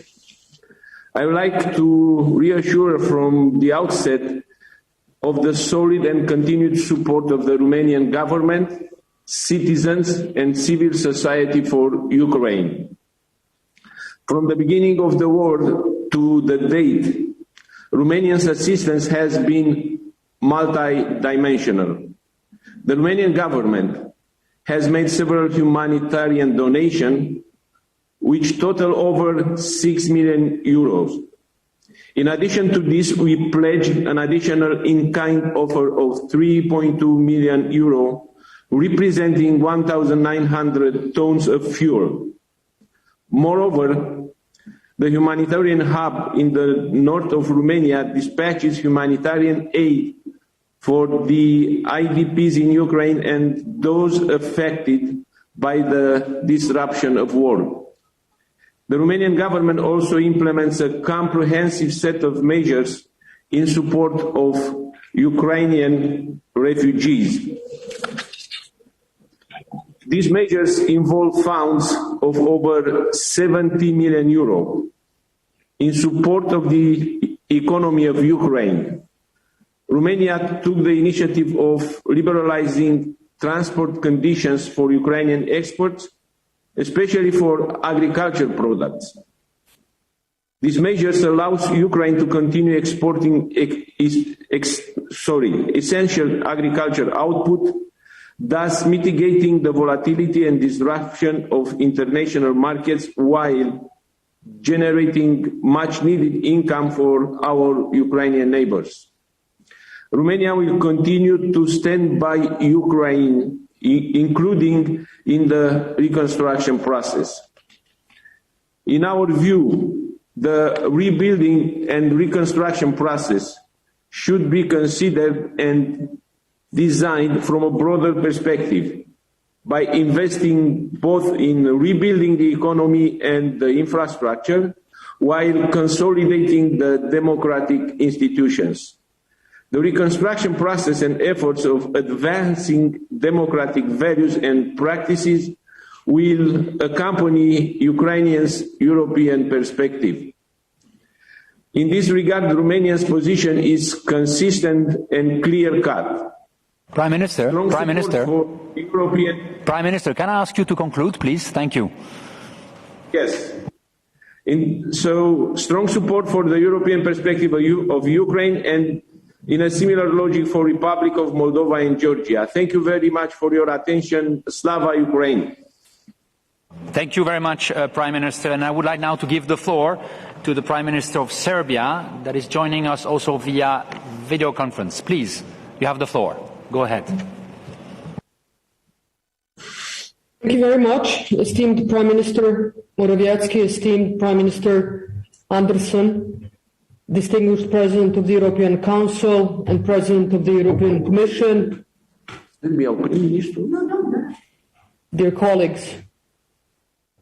I would like to thank you for organizing this high-level international donors conference, giving us the opportunity to express solidarity with the people of Ukraine. Since the outbreak of the conflict, the Republic of Serbia has been observing with particular concern its adverse consequences for the civilian population, rapid deterioration of the humanitarian situation, and the growing number of refugees and internally displaced persons. Serbia condemns all attacks on civilian population and civilian objects and any use of force contrary to international humanitarian law. We call for creating conditions for the delivery of humanitarian aid and support all efforts to end the conflict. Serbia voted for the resolution on the humanitarian consequences of the aggression against Ukraine adopted by the United Nations General Assembly on the 24th of March. On the 27th of February, the government of Serbia adopted a decision to provide any kind of humanitarian aid to endangered Ukrainian people and activated a temporary protection mechanism for displaced persons coming from Ukraine.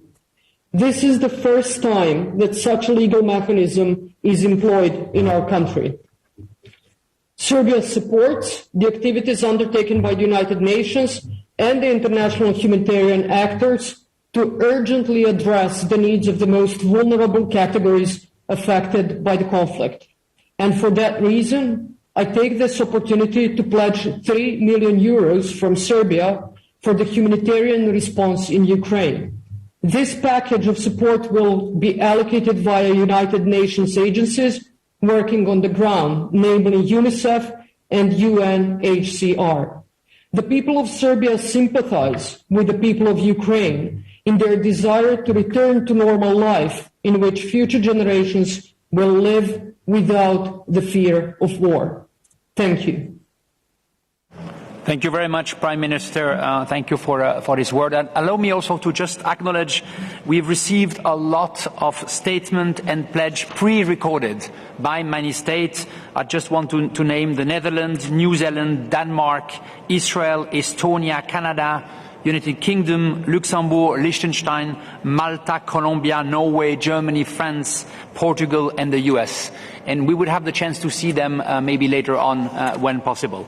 I would like now to call Your Excellency Minister Susan Raab from Austria, please. Thank you, Prime Minister Morawiecki, Prime Minister Anderson, President Michel, President von der Leyen, Prime Minister Šmihal, and dear colleagues. I would like to first thank the governments of Poland and Sweden, as well as the presidents of the European Council and the European Commission for convening today's conference. The 24th of February 2022 was a turning point in the modern European history. The unprovoked and unjustified Russian attack on Ukraine is a blatant breach of international law, and it undermines European security and stability. It has caused unimaginable destruction and suffering of the civilian population we would have hoped to never see in Europe again. This brutal war is sending shockwaves around the world. We are all horrified by the pictures and reports that continue to reach us from Ukraine. And the number of people in need of humanitarian assistance is staggering. Austria stands with Ukraine. We will, of course, continue to give temporary protection to those who escaped the war in Ukraine. So far, it's been more than 67,000 Ukrainians who registered in Austria.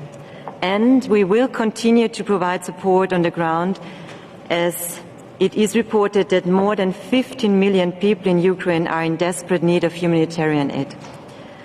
Austria has indeed a long-standing tradition of engaging in humanitarian aid in Ukraine and of providing assistance to the civilian population of countries affected by humanitarian crisis. Since the beginning of the aggression against Ukraine, Austria has contributed 19.6 million euros via its international humanitarian partners. And we also offered in-kind assistance via the EU's crisis protection mechanism to Ukraine and its neighboring states affected by the refugee crisis. In line with that tradition, I'm glad to announce that Austria will provide a further 41.96 million euros or 44.2 million US dollars from its Foreign Disaster Relief Fund via Austrian NGOs to alleviate the humanitarian crisis in Ukraine and its neighboring countries.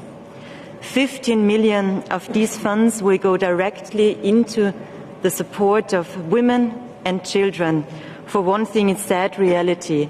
It is particularly women and children who suffer in this senseless war and who require particular humanitarian assistance as well as protection from violence and human trafficking.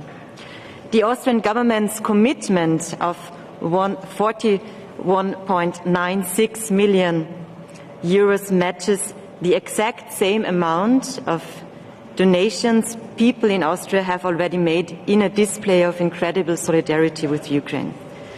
In order to provide people in need with basic livelihoods and services, it is imperative that humanitarian organizations have free and unhindered access to people in need, and that their safety and security is guaranteed. Let me thank our humanitarian partners for their outstanding efforts under these very difficult circumstances. Thank you very much for your attention. Thank you, Minister. And I would like now to give the floor to His Excellency, the Minister of Foreign Affairs for the Czech Republic. Please, you have the floor. Thank you very much. Dear Prime Minister Šmihal, dear Prime Ministers, Excellencies, ladies and gentlemen, I would like to commend the governments of Poland and Sweden for convening this conference. Together with most of the countries of the world, Czechia has strongly condemned the armed violence and widespread indiscriminate attacks on civilian population and infrastructure in Ukraine.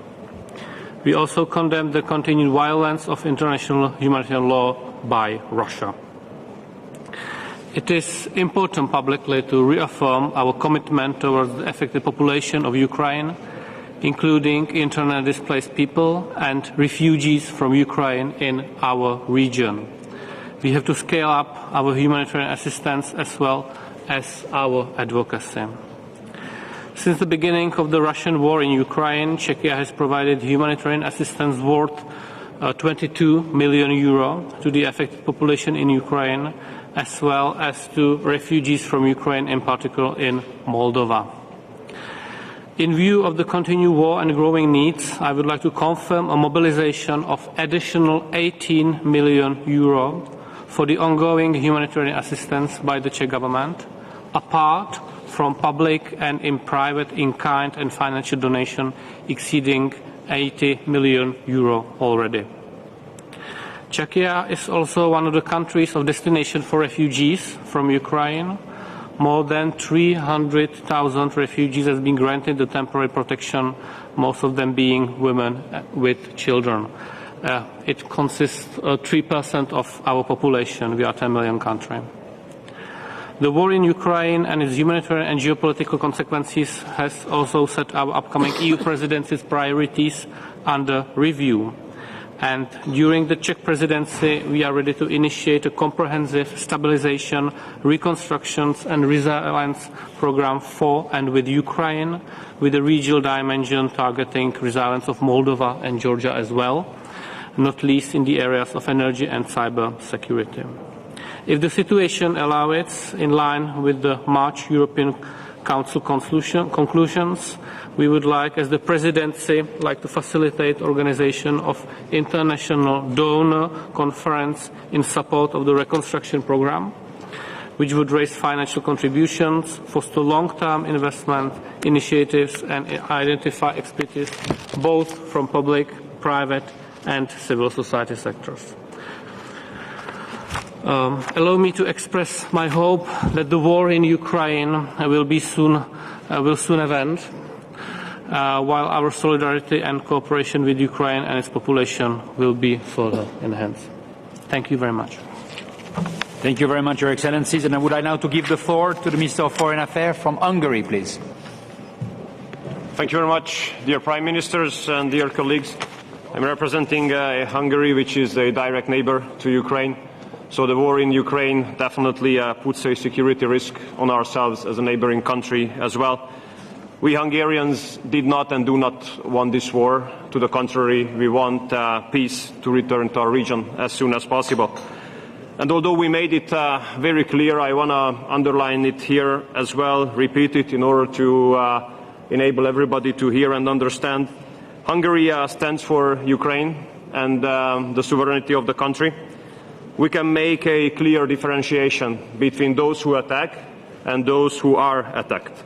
And we do condemn the military aggression of the Russian Federation against Ukraine. And we do condemn the serious violation of human rights. And we do urge for immediate investigation of all possible war crimes committed. And our solidarity has already been proven by the fact that we have received 670,000 refugees arriving from Ukraine.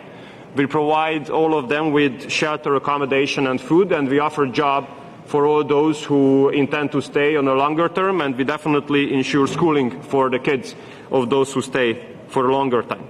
And I'd like to underline that we will allow all the refugees from Ukraine to enter the territory of Hungary, and we will help all of them. Let me now share with you our set of pledges, which contains 5 elements. First, we are ready to take part in the reconstruction of a school and a hospital in its entirety in the Kiev region. Of course, if the Ukrainian authorities demand for another location, we are ready to adjust ourselves, no question. Second, we understand the growing number of internally displaced persons who escape from the war and arrive to the western part of Ukraine to survive, basically. We are ready to provide them with mobile homes. We are ready to start the deliveries basically anytime you require that. And I would like to mention here the fantastic job, the tremendous job, which is performed by Governor Mikita in Transcarpathia, who makes his best to ensure peace and stability in that region. Third, we are ready to provide 1,000 fully state-financed scholarships for students who had to flee from Ukraine on the Hungarian universities to enable them to continue or to complete their studies. Fourth, we are ready to provide treatment and medical service to wounded Ukrainian troops in the Hungarian hospitals without any kind of limitation on numbers. And fifth, we are ready to provide hospitalization for 130 children from Ukraine in our specialized hospitals. Altogether, this set of pledges of 5 elements have a total amount of 37 million euros. And we hope, dear colleagues, Mr. Prime Minister, that this war comes to its end soon. We are praying for that as well. And we do hope that peace returns to our region. Thank you. Thank you, Your Excellencies. And I would like now to give the floor to the Minister of Foreign Affairs from Latvia, please. Please go ahead. Well, thank you very much. And first of all, thank you for Poland and Sweden for convening this conference. I think that the principle of this conference should be the longer the speech, the greater the pledge. So I'll be as brief as possible. But let me say that Latvia has been a very committed supporter of Ukraine. We have already provided medical, IT support, transportation support. Military aid has exceeded 200 million euros, and definitely we intend to continue. We are planning also to participate in the reconstruction of infrastructure of schools, of kindergartens, of hospitals through our bilateral development assistance. Latvia has already provided 5 million euros through World Bank to help cover budgetary needs, and today I announce our pledge and the plan to double our contribution by 10 million euros for ABRD's Ukraine Emergency Public Service Support Program. We'll continue working with our Ukrainian friends to address the needs as they arise, and we also believe that actually the best help to Ukraine would be granting the candidate status to Ukraine in the next EU summit, and also working to end this war as quickly as possible through the victory of Ukraine. Thank you. Thank you, Your Excellencies. And I would like now to give the floor to the Ambassador for Australia to Ukraine. Please, you have the floor. Thank you. Presidents, Prime Ministers, Excellencies, Australia stands with Ukraine in its fight for survival and condemns Russia's unprovoked, unjust and illegal invasion in the strongest possible terms. Australia is horrified by the scale of this humanitarian disaster and the damage being caused by Russia's war in Ukraine. Over recent weeks, when speaking with colleagues who have returned to Kiev and passed through the formerly peaceful towns of Bucha, Irpin, Borodyanka, they have conveyed to me the unfathomable extent of devastation, particularly in civilian areas and against civilian infrastructure. This is a brutal war, not just against an army, but against a people. We abhor continuing accounts of Russia's indiscriminate attacks on civilians and are extremely concerned by reports that more than 12 million Ukrainians are now displaced internally and across borders, and that over 1 million Ukrainians have been forcibly deported to Russia. Many have faced terrible abuse, and that is why we have pledged so far 65 million Australian dollars towards meeting the urgent humanitarian needs of the Ukrainian people in Ukraine and in neighbouring countries. This is in addition to over $225 million in military assistance to Ukraine and an extensive autonomous sanctions regime. and we will continue to do more. All Australian government funding provided to date has been delivered through trusted humanitarian partners, including the UN and non-governmental organisations. Our partners are now, in turn, delivering on the ground for the people of Ukraine. We are also working in partnership with the United Kingdom to get urgent relief supplies directly into Ukraine where they're so keenly needed. Donations from the generous Australian public, including through... Ambassador, may I ask you to conclude? Yes, indeed. Donations from the Ukrainian diaspora are supplementing these contributions, and it's clear from these donations and contributions Australians recognise the injustice being perpetrated by Russia. Ukraine needs sustained practical support from us all. Australia welcomes the contributions and assistance of other nations who are working to support Ukraine, and we are pleased to be a key partner in this effort. Slava Ukraini. Thank you, Ambassador. And now let me give you the floor to His Excellency or Her Excellency, the Minister of Foreign Affairs from Lithuania. Please, you have the floor. Thank you very much. Let me extend the appreciation to the governments of Poland and Sweden for hosting this very important and timely event. Personally, talking about Ukraine is really very emotional because my grandmother was Ukrainian and still have relatives there. So everything what happens there really affects Lithuanian society as well, because I think that many European citizens have their relatives in Ukraine as well as I do. And that means that Ukraine was always the big part of European history and definitely will be the big part of Europe's future, and I hope the part of European Union's future as well. And since the beginning of Russia's war in Ukraine, Lithuanian institutions provided over 124 million euros assistance to Ukraine in weapons, humanitarian aid, also financial help. And Lithuania is a great supporter to Ukraine, not only by this support, but also calling for further sanctions on Russia, and by weakening Russia's possibilities to continue with this war and preventing another wars in Europe as well. And I think it's really important is to talk also about freeze Russian assets in this appeal, because when we are talking about reconstructing Ukraine, definitely we will need huge amount of funds, and this is a possibility to say that the aggressor must pay for his actions. And talking about the additional help in Lithuania, now there is about 2% of our total population, the refugees from Ukraine, and in the revised budget of the state, 370 million euros is dedicated to the support of these refugees. And also we're continuing our support in the international financial institution support for Ukraine. It was in the World Bank's instrument, multi-donor trust fund, 5 million euros in grants. Also, 2 weeks ago in the spring meetings, I announced about 10 million euros in grants. And today I'm happy to announce that we are helping Ukraine in support of for the support for internally displaced persons. We will donate to Ukraine 2 million euros. Thank you. Thank you very much, Your Excellencies. And I would like now to give the floor to the Ambassador for Japan to Ukraine. Please. Thank you very much. And first of all, Prime Minister Shimihari, I'm very pleased to see you again. And let me extend that respect and gratitude to Prime Minister of Poland and Sweden for including Japan in this very important and timely conference. Now, what we've been witnessing is certainly the largest humanitarian crisis and tragedy, of course, for Ukraine first and also Europe.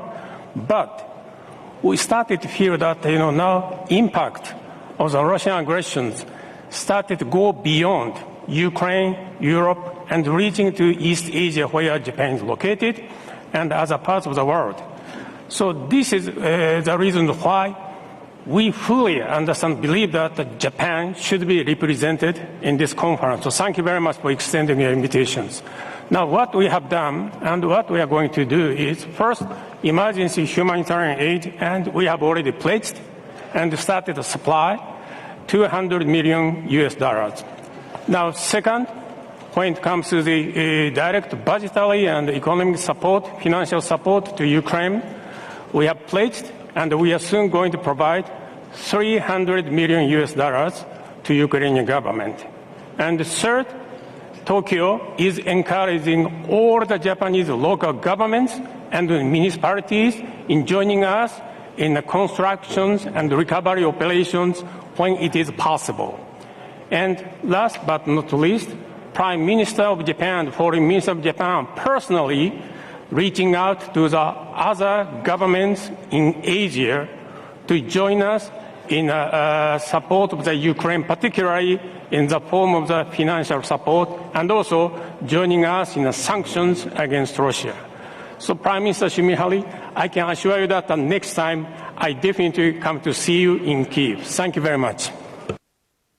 Thank you very much, Ambassador. And just would like to give you a bit of perspective about what will happen in the coming minutes. So I would like to ask two more statements, and then I know I'm looking already at our two Prime Minister hosting to give you a concluding remark. I know that the press and the press conference is an important one that you will have to depart, and then I will ask the other speakers to stay to continue, because I think we want to be able to listen to your statement, just to give you a sense of what is coming to happen in the next 30 minutes. So please, let me give the floor now to the Deputy Director General of the Swiss Agency for Development and Cooperation. Please, you have the floor. Thank you very much, Chair, co-hosts, Prime Minister, Excellencies. Switzerland is here with pleasure. Switzerland here is with honor. And Switzerland is here with full of commitments. We have three roles that we want to fulfill. One, as a donor, our government increased its humanitarian funding to 80 million. This beside and in parallel to our development cooperation. We want to continue to be an actor. We opened a couple of weeks ago our bases in Lviv, where we work with the local council, with local organizations, in order to repair infrastructure, to support host families, to support the displaced person. And Switzerland wants to be here as an advocate. We face the grim fact that millions of people cannot be reached. This is a blunt violation of international humanitarian law. Switzerland, as the depository state of Geneva, appeals to all state parties, to all warring parties to respect humanitarian law. Now we have also to think to the next step and to link these relief operations with recovery, with rehabilitation. We are very committed to quality humanitarian aid, but we want to reach out to the next step. And in this regard, we look forward to country-led, multi-stakeholder operations together with the authorities on the ground. Thank you very much. Back to you, Chair. Thank you very much, Ambassador and Director General. I would like now to give the floor to the Minister Kittier from Belgium, joining us by or via video conferences. Please, the floor is yours. Thank you very much. Thank you very much, dear colleagues. More than 2 months after the Russian invasion, the human suffering continues to grow in Ukraine. Wherever the war is, civilian pays the highest price. 24 million of them need our support. We can't look away when fathers need to say goodbye to their children, and mothers fear bombs at the places they could once call home. Belgium strongly condemned the attacks against civilians and civilian infrastructure. International humanitarian law must be respected. We must show all people in Ukraine that we stand by them in solidarity. And I am particularly worried about the children and the women in Ukraine, or those who fled the country. We have to do everything to make sure that they are protected. And I want to thank our partners, UN organizations and the Icrc, for all the work they are doing. The evacuation of more than 100 people from Mariupol this week shows again that their work is truly life-saving. In view of growing needs, I'm happy to announce that Belgium will step up. For the urgent humanitarian and social needs, we will scale up our support to a total of 30 million euros for the people of Ukraine as part of a larger effort of the Belgian government. This funding will be directed to the most urgent humanitarian needs, as well as the support for social basic services. It comes on top of our flexible funding to humanitarian organizations and aid convoys sent to Ukraine and the neighboring countries. I would like each of us to remember that there is a person behind those huge numbers of people in need. So let's not forget them, let's not fail them, let's not fail the people of Ukraine. Thank you very much. Thank you very much, Your Excellencies. And I see that we still have a bit of time to have a few more statements. I'm watching very carefully the two Prime Ministers. You will let me know. So I would like to give the floor to the President Werner Hoyer of the European Investment Bank. Please, President. Excellencies, let me thank you very much for inviting the EU Bank to this important conference.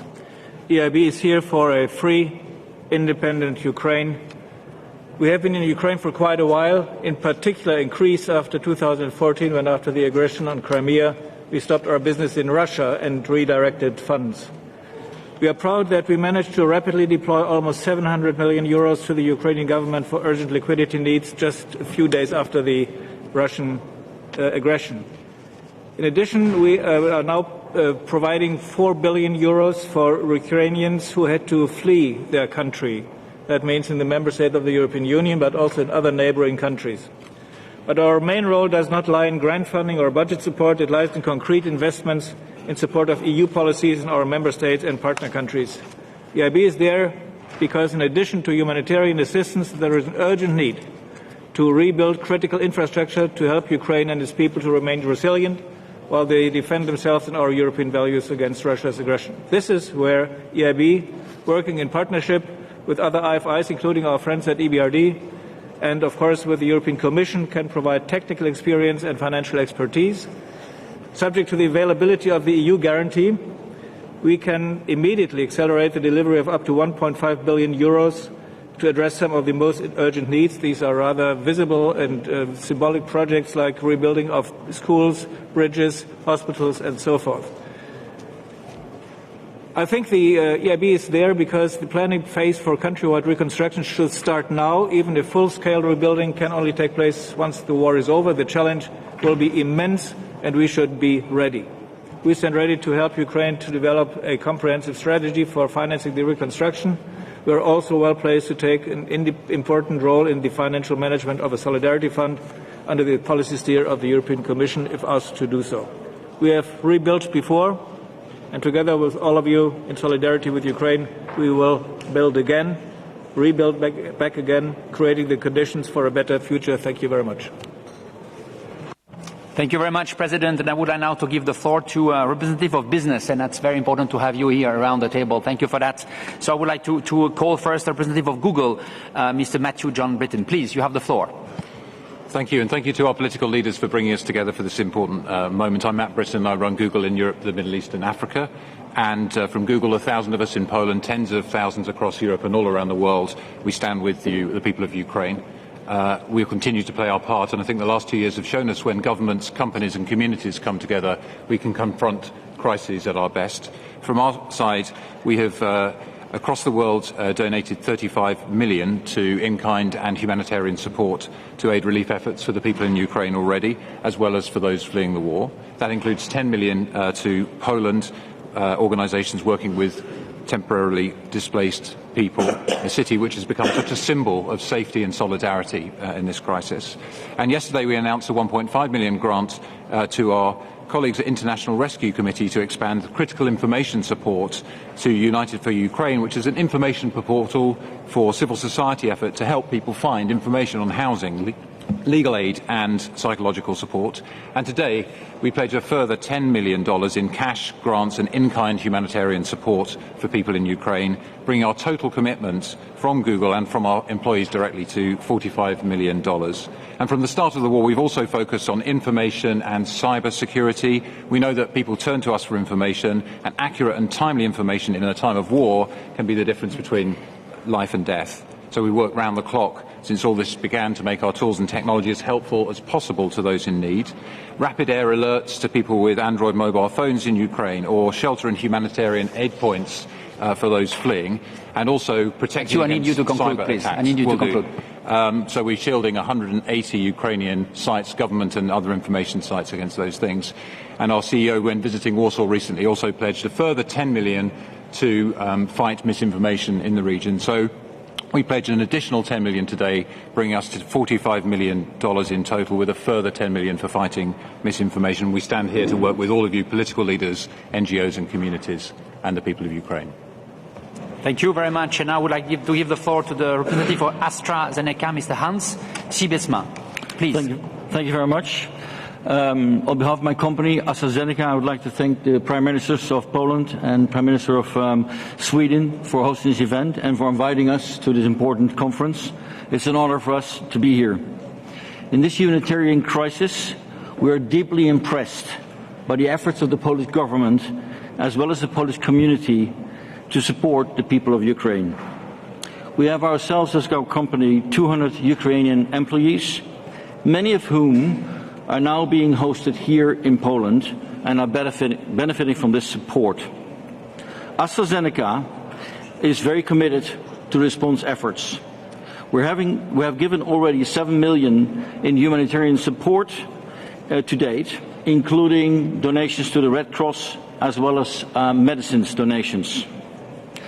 In line with our purpose as a healthcare company, we're also doing everything possible to ensure that patients can continue to access our essential and life-saving medicines.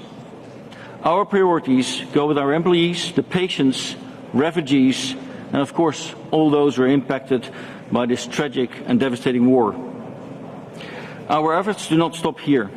On behalf of AstraZeneca, I'm pleased and proud to confirm our response to the call to action and to pledge to donate today an additional $3 million in humanitarian support, raising our total contribution to over $10 million.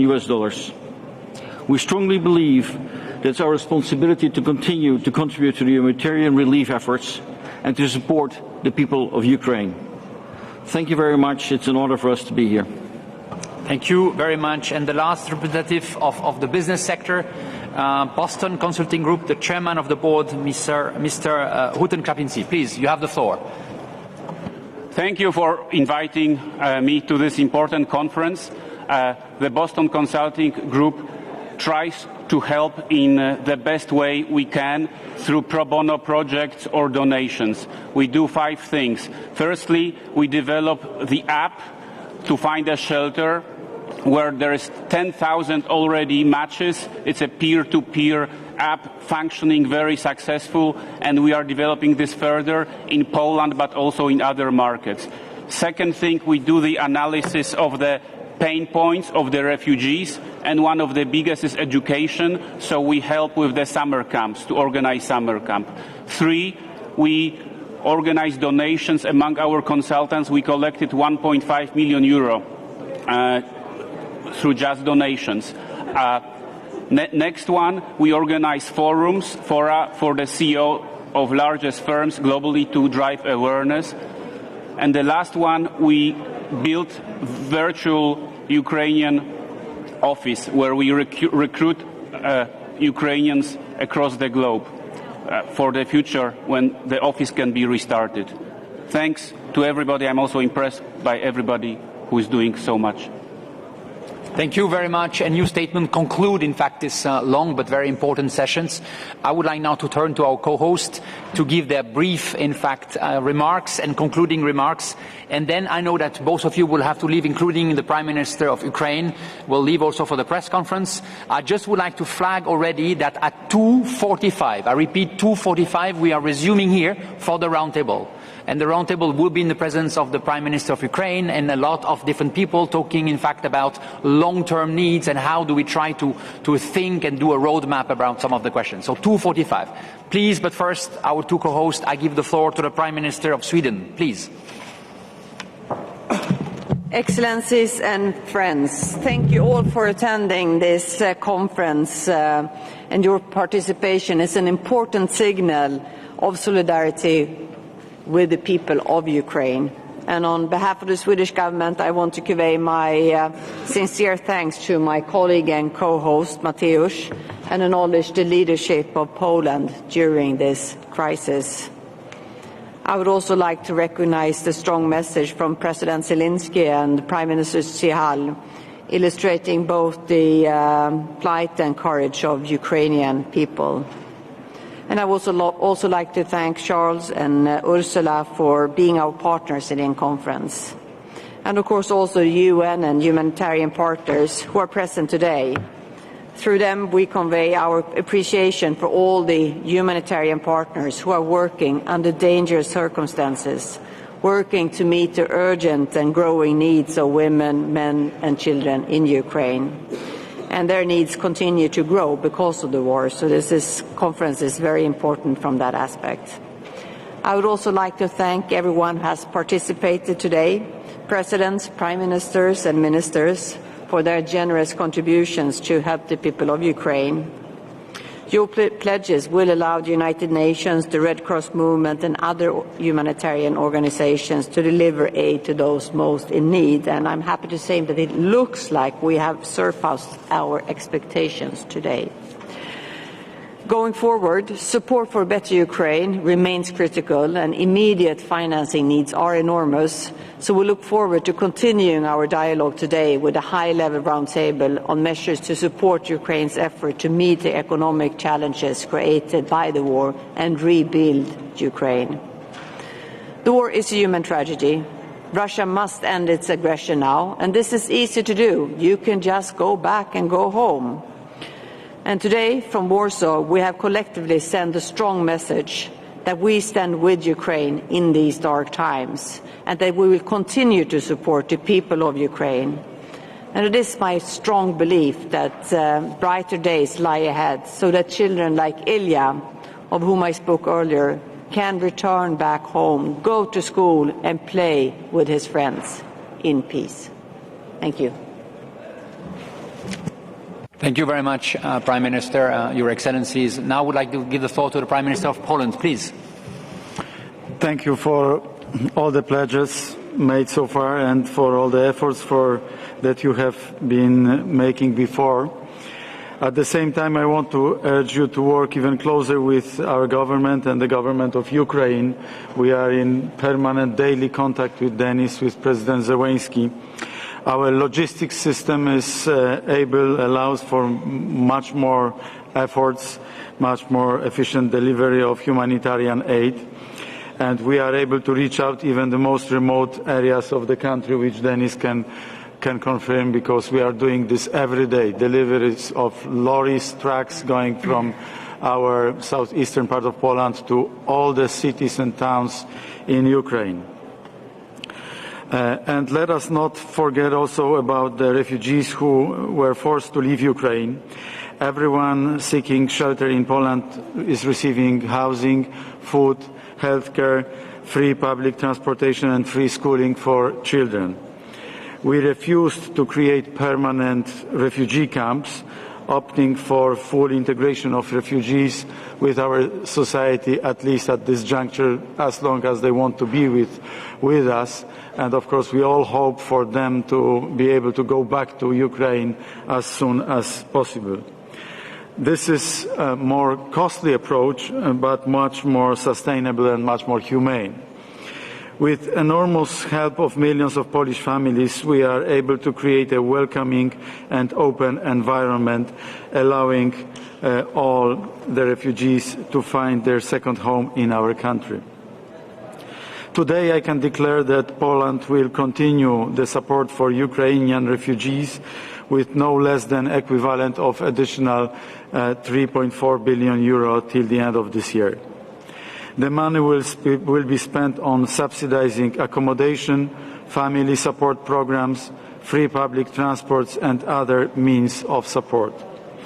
On top of that, we will continue to provide free education, healthcare and other public services, language courses, access to our labor market and many others. In addition to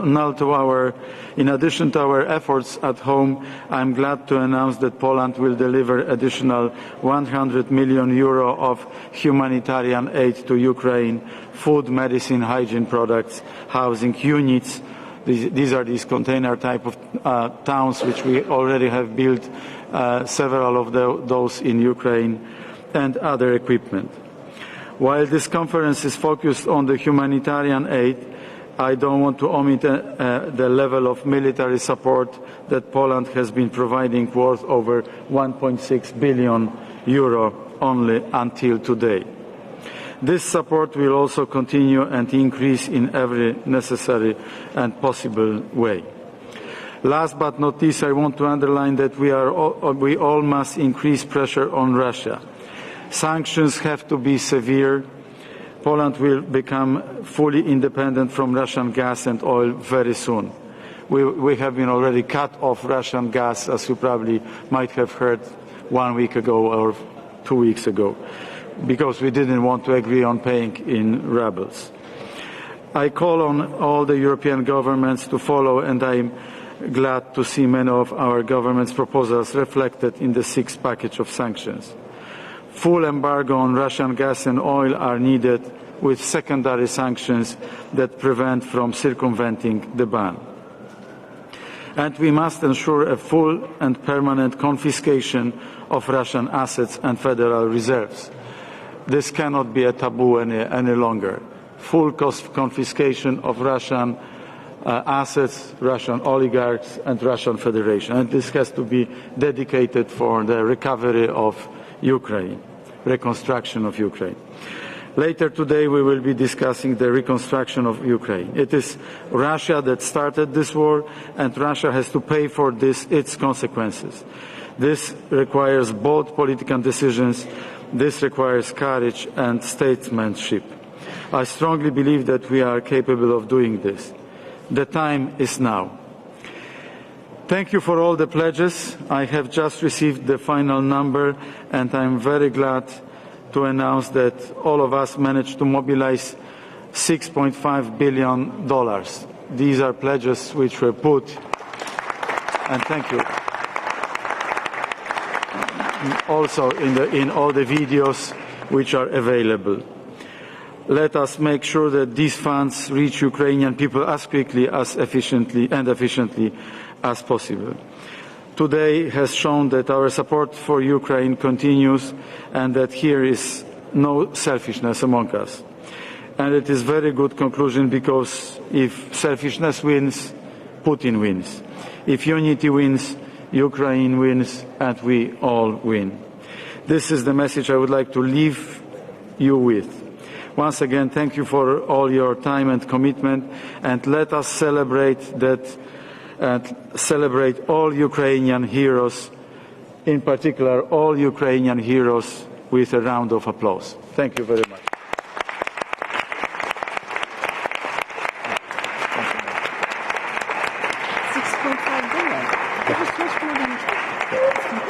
Thank you very much. Thank you very much. And thank you also for hosting, in fact, this conference, and for your generosity here. Prime Minister, I'll let you go. I know that you have now the press conference. I just would like to remember the people that we are reconvening at 2:45 to really explore some of the questions related to the economic needs for Ukraine over the long time. 2:45. Thank you very much.